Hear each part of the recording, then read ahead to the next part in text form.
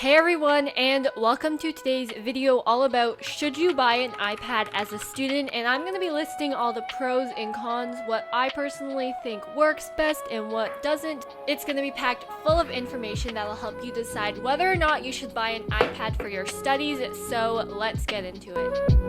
I've been using my iPad for university this past year, and it has honestly been awesome, and I'll be giving you insights into my opinion. Plus, with the latest iPad coming out recently, there's all these questions you might have, and I'll be talking about the pros and cons of everything. Of course, with an iPad, you can do the obvious, which is digital note-taking, which has so many features that make your school life easier and more efficient. But there are so many other features of an iPad, so with an iPad, you can actually save a lot of money in the long run, even though it can be quite expensive, which I'll be talking about a bit later. Instead of buying expensive textbooks, you can usually find PDF versions online that you can annotate, highlight, do whatever you want inside without feeling guilty, and this is honestly awesome because I haven't spent a dime on textbooks in university, and I plan to keep it this way. Of course, you can view your textbook from your computer. However, the iPad allows you to highlight things, circle questions, easily flip through, very similar to a real textbook. Next is annotating PowerPoints. So sometimes in a lecture, there's questions you need to solve or little details you want to write down on the lecturer, and instead of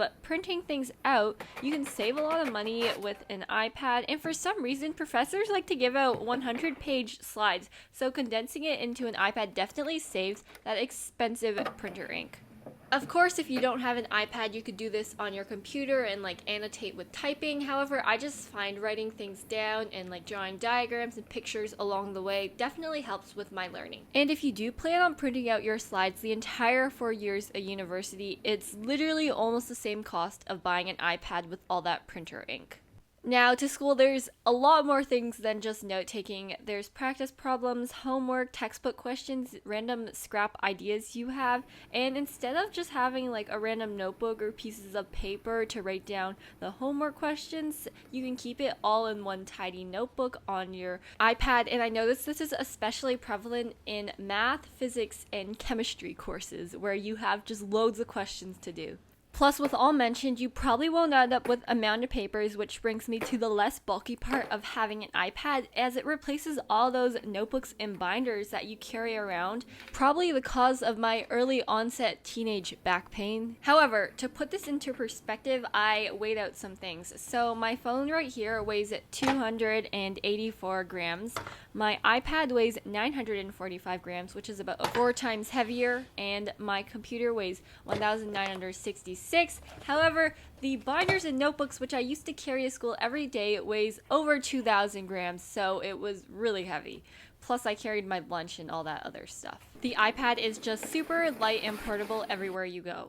Next is digital planning. As you guys know, I used to be a big bullet journaler, but honestly, it was really time consuming. And however, with an iPad, you never have to buy an agenda again. You can just buy it once and have a reusable agenda you can use forever. And there are so many templates and customizations you can find online, and you can be organized, and you don't really have to feel guilty for not using your real agenda some days, because a digital agenda is simply a PDF. And I gotta say, one of my favorite features of the iPad is unlimited stationery. As you guys know, I'm a stationery fanatic, and having an iPad, you can have literally thousands of colors and different kinds of pens, different thicknesses. You also have unlimited paper types, so for example, white lines paper or colored paper if you're feeling quirky, or black paper if you want to feel aesthetic. I don't know why, but black paper is just so much cooler to use than white paper. Now, you may be wondering, can the iPad actually replace your computer? And the short answer is yes, but also no. It really depends on what you're using it for. The iPad is fast and efficient, plus it has so many apps that can be used for your school, like writing documents, PowerPoints, researching, all of that. Once you hook up a keyboard and a mouse, you're all set to go, and the iPad just works pretty well as an overall big screen. It has great functions. However, I will be getting into some of the downsides of using an iPad in the disadvantages section. Next, I'll be talking about digital features, so just small little things that I've grouped together that actually make a huge impact on your iPad life. Next is recording lectures while you take notes. I haven't used this feature yet because everything is online school and I haven't found the use for it, but with live classes, this will definitely be more useful. Next is airdropping and copy and pasting things. This might seem so insignificant, but when you're sending PDFs and documents from your iPad to your computer, it is actually so helpful. For example, if you copy like a picture or some text on your iPad and you go on your computer, it'll automatically paste it, and it's so amazing. Next is sharing notes and documents, and you can just easily export these and send them to friends, or if you have to hand them in for homework, no need to scan things anymore. Next, you can easily search all your notes for a specific page, and if you have an open book exam, this is the most useful thing ever. Nothing else to say, no comment. Next is backing up all your notes on the cloud. Basically, you won't lose all your notes if your iPad gets wet. Next, you can also use your iPad as a second monitor and extend it to a larger screen. So for example, when I'm writing an essay, this is really useful if you want 2 tabs open at once without the headache. And lastly, this is not really student related, but a lot of students I know have side hustles, and there are so many apps that help you with this. For example, Procreate. I have it for my Etsy shop, but if you're an artist, you can also draw on it. And like Keynote, where I use to make my digital agenda. A lot of things on the iPad you can just do for a creative side.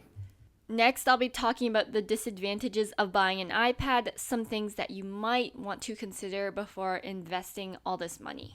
First off, the iPad is expensive. This is not a hidden secret. However, considering all your learning needs, will it really make sense in the long run for you to buy one? Plus, there are all these little costs that no one really tells you about. For example, note-taking apps, the good ones, usually cost $10. For example, GoodNotes and Notability, which I personally use all the time. However, OneNote is still a great alternative. I have a whole video on free note-taking apps if you want to check that out. Plus, accessories. No one also tells you that these can be super expensive. For example, having an iPad case.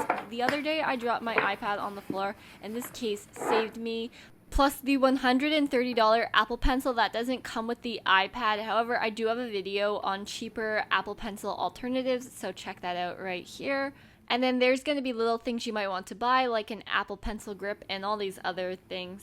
Another thing is extreme eye strain. With online school, I literally spend so much time on my computer, and adding an iPad literally makes it worth. And a lot of times, I just feel like taking a nap. I'm kind of tired. To put this into perspective, I spend like 10 hours a day on my computer and 2 hours extra on my iPad. Of course, I'm not studying for 12 hours. I mean, who does that? But it's kind of insane, and I do a lot with my computer already, so adding an iPad just kind of exacerbates my eye strain and all this time I spend on my devices.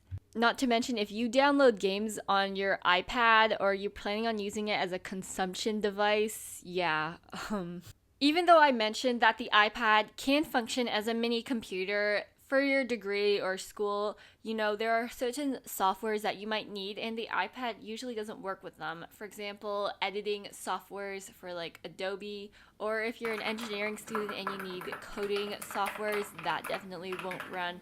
Plus, the iPad is terrible for multitasking. If you plan on writing a 5,000 word research essay on your iPad, I'm going to tell you it's already going to be a huge headache, all these tabs open all at once. With all said, I don't want you to go out and get an iPad like this next minute. You definitely need to consider a lot of factors. For example, when I was in high school, I personally survived really well without an iPad. It worked perfectly fine. All the teachers made things manageable as everyone else didn't have an iPad. However, at university, there's a lot more content, a lot more paper and notes to have. So having an iPad is honestly really useful, and many of my classmates also have one.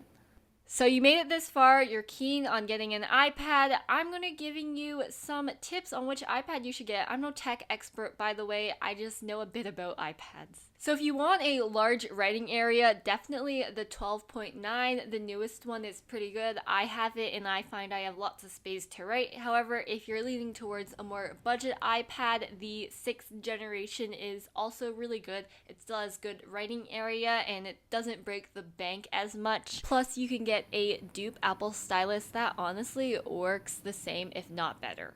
However, if you want the best of both worlds, you can get the iPad Air, as it has a bit larger writing area than the previous, but it's a lot cheaper than the iPad Pro, and I personally would have bought this one. However, it came out after mine, so Anyway, that's my 2 cents on all of this. I hope you take a lot of considerations before buying an iPad. And if you have any questions, you can leave them down in the comments and I'll try to respond to them. Bye bye.